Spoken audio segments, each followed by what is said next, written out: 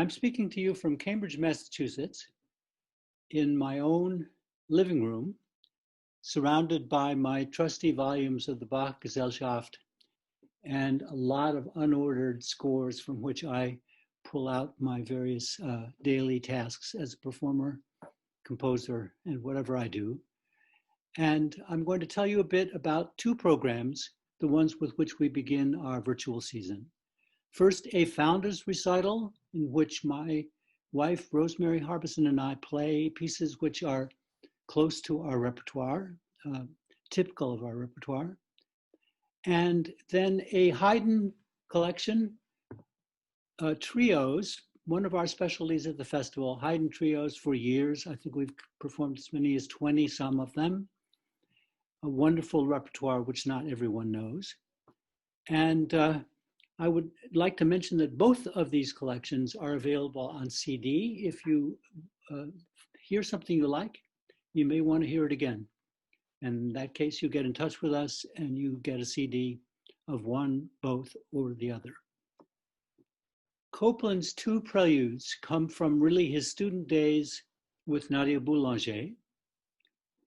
They show the sound of Copland the Francophile, someone who we knew at the time was very enamored of Fauré, of Ravel, of French music in general, and who is not yet Copland, but is already a very good composer.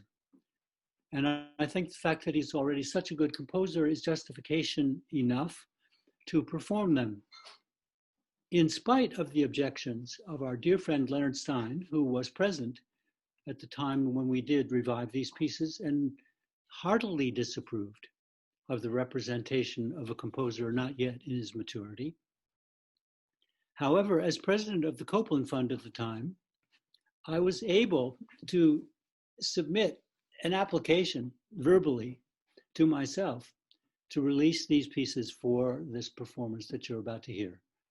And I think the pieces are edifying in terms of the understanding of how Copland had already evolved in terms of some of his primary skills, proportion, clarity of statement, directness of subject matter, and they're all also very much fun to play. The Harbison Violin Sonata number 2, the next thing on the program, came in a part of our lives, Rosemary and mine, where we needed something very important to us to do that was not sitting around and worrying. She was waiting for surgery, for cancer surgery, and recovering from it. And that's when we conceived of these performances.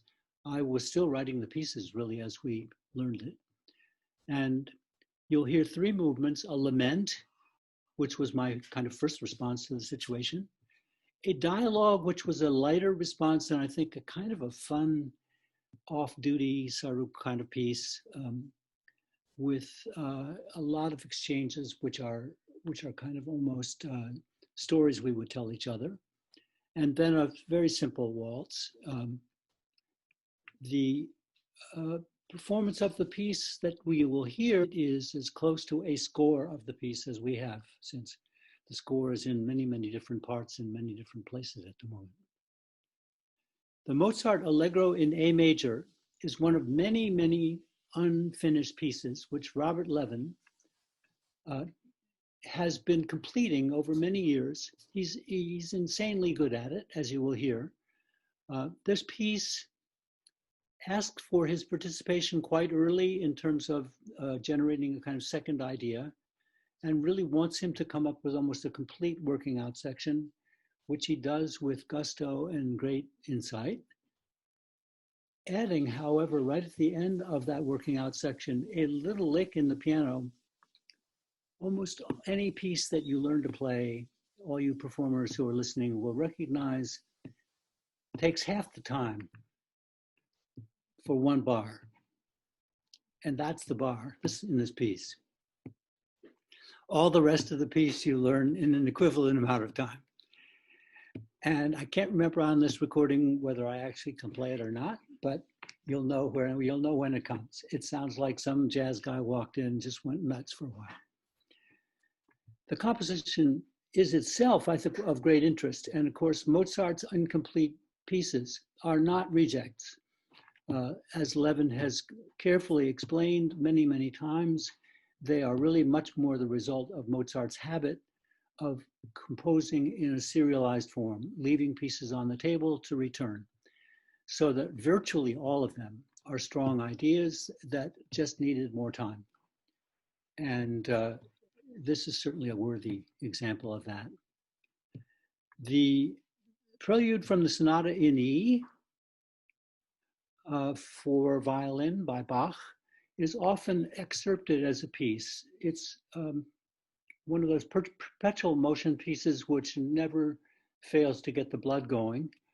Bach must have been very interested in this piece himself because it turns up in one of his late cantatas as an organ solo, which he put on the program. He actually revised the schedule of cantatas in one of his very final years to program this piece to play himself in church to dispel the rumor which had been circulating in Leipzig that he was dead.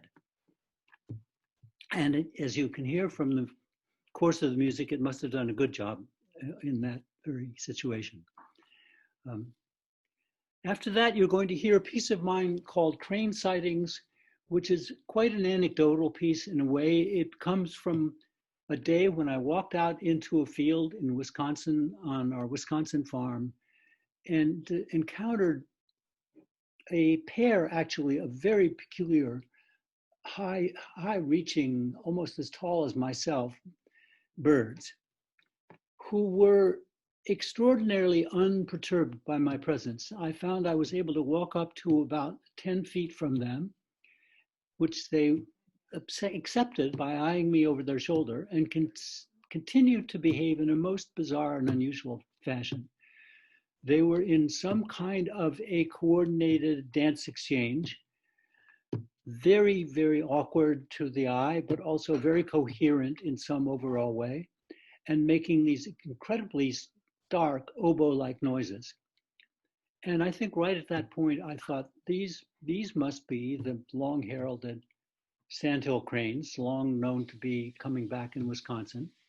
And I probably was thinking from that moment of some kind of piece that would respond to the exotic motion of these birds and their returned presence, their repopulation of the Wisconsin landscape.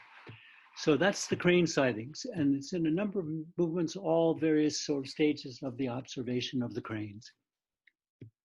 The final number on the Founders Recital is very typical of the kind of things that Rosemary Harbison and I would do in privacy, either to warm up or close down or just to remember certain favorite tunes. And it's just duo performances of two standards.